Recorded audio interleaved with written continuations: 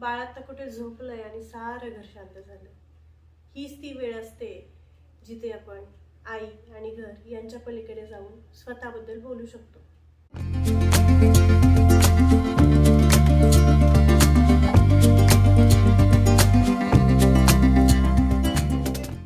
तर नमस्कार, मी भावना अनफिल्टर्ड चॅनलवर नॅप टाइम टॉक्स या आपल्या नवीन सिरीजच्या पहिल्या भागात मी तुमचं मनापासून स्वागत करते.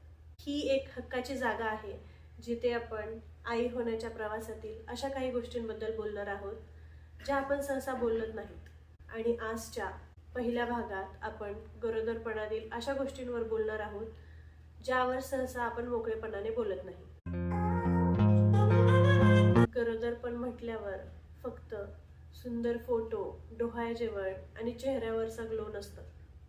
खरं सांगू, आरशात दिसणाऱ्या त्या ग्लोच्या मागे रात्री आकाराने येणारं रडू आणि माझं आयुष्य आता संपलंय का, हेही विचार दडलेले असतात. मी कोणी मेडिकल एक्सपर्ट नाहीये, पण एक स्त्री म्हणून जे मी स्वतः अनुभवलं आणि माझ्या आसपास जे मला दिसत आहे त्यावर मी मनमोकळेपणाने बोलणार आहे. बाळ येणार म्हटल्यावर आपण म्हणतो गुड न्यूज आहे, आपण लोकांना पेढे वाटतो. पण त्या आईचं काय, जिचं आयुष्य एका क्षणात बदललेलं असतं. सुरुवातीचे काही महिने मळमळ, उलट्या याचेच नसतात, ते एका भीतीचे सुद्धा असतात. आपल्या समाजात ना, आई या शब्दाला आपण एवढं दैवत्व दिलंय ना की आपल्याला सतत भीती वाटत असते. जर आज माझी चिडचिड होत असेल तर लोक मला वाईट आई म्हणतील का, ही भीती, हे गिल्ट आपण आपल्या मनातच दाबून ठेवतो. पण खरं सांगू, आई होण्याआधी आपण एक माणूस आहोत. आपली आवड, आपला मोकळा वेळ, आपलं करिअर हे दुय्यम होणार का, हे विचार येणं म्हणजे स्वार्थीपणाची लक्षणं नाही आहेत. तर तुम्ही एक जिवंत मनुष्य आहात, तुम्ही एक जिवंत माणूस आहात, याचा तो पुरावा आहे.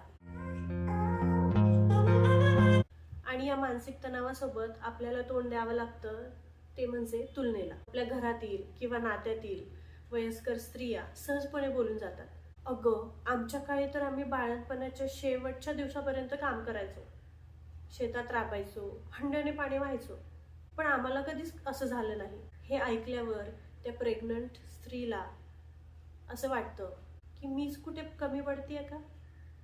पण आपण हे विसरतो की काळ बदललाय. त्या काळचा आहार आणि आत्ताचं हे स्ट्रेसफुल लाईफ याच्यात जमीन आसमानाचा फरक आहे. कदाचित त्यांनाही भीती वाटली असेल, त्यांनाही आलं असेल रडू, पण त्यांना पर्याय नव्हता, त्याच्यामुळे त्या नापास राहिल्या. त्यामुळे कोणाच्या शारीरिक श्रमाची तुलना स्वतःच्या मानसिक स्थितीसोबत करून तुम्ही स्वतःला कमी लेखू नका. आणि याच तुलनेच्या प्रवासात आपण एक आधार शोधायला जातो. थोडं पोटात दुखलं की लगेच आपण गुगलवर हजारो आर्टिकल्स वाचून काढतो आणि स्वतःलाच घाबरून ठेवतो. नाही, माहिती असणं चांगलं आहे, पण त्याच माहितीच्या ओझ्याखाली आपण आपलं पीस ऑफ माइंड हरवून बसतो. सतत काय होईल या विचारात राहण्यापेक्षा जे होईल ते बघून घेऊ, हा आत्मविश्वास आपल्याला कुणी देतच नाही. लोकांचे सल्ले तर इतके येतात की विचारू नका, पण त्यावेळेस आपल्याला कोणाला तरी सांगायची गरज असते, मला येते रडू, मला वाईट वाटतंय, आणि ते ठीक आहे. कधी कधी आपला जोडीदार आपल्यासोबत असूनही आपल्याला त्याच्यासोबत एक डिस्कनेक्शन जाणवतो, फील होतो. त्यांना वाटत असतं ते आपली मदत करतायत. पण खरं सांगू, कुणीतरी जज न करता ऐकून घ्यावं एवढंच आपल्याला हवं असतं. आपल्याला हवी असते ती म्हणजे फक्त एम्पॅथी.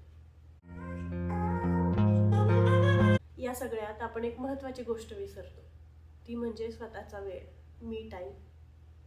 आपल्याला असं वाटतं की मी टाईम फक्त बाळ झाल्यानंतरच गरजेचा असतो, पण तसं नसतं. या 9 महिन्यात आपल्या शरीरात इतके बदल होत असतात, त्यावेळी स्वतःसाठी दिवसातील किमान अर्धा तास देणं हे खूप गरजेचं असतं. मग त्यावेळेत तुम्ही तुमचं आवडतं पुस्तक वाचा किंवा शांत बसून स्वतःचाच विचार करत बसा. कारण जर तुम्ही गरोदर असताना स्वतःला शांत ठेवायला शिकले नाहीत तर बाळ आल्यानंतरच्या त्या गोंधळात स्वतःला तुम्ही हरवून बसता.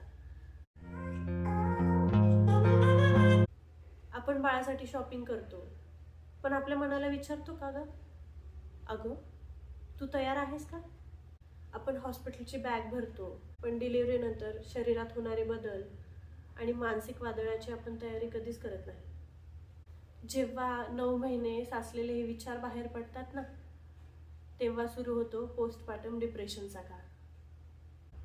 डिलिव्हरीनंतरच्या त्या नवीन आव्हानाबद्दल आपण बोलूया पुढच्या भागात. कारण गरोदरपण संपतं आणि आईची खरी लढाई ही तिथूनच सुरू होते. शेवटी एवढंच सांगेल, तुमच्या शरीरासोबत तुमच्या मनाचंही डोहाळे जेवण करा. व्हिडिओ आवडला असेल तर लाईक करा. तुम्हाला काय वाटतं ते मला कमेंट सेक्शनमध्ये नक्की सांगा. मी तुमच्या कमेंट्सची वाट पाहीन. तसंच आपण सोशल मीडियावर सुद्धा कनेक्टेड राहू शकतो. मी माझं इंस्टाग्राम ID हे डिस्क्रिप्शन बॉक्समध्ये मेन्शन केलेलं आहे.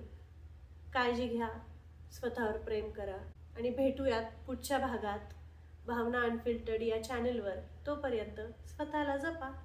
धन्यवाद.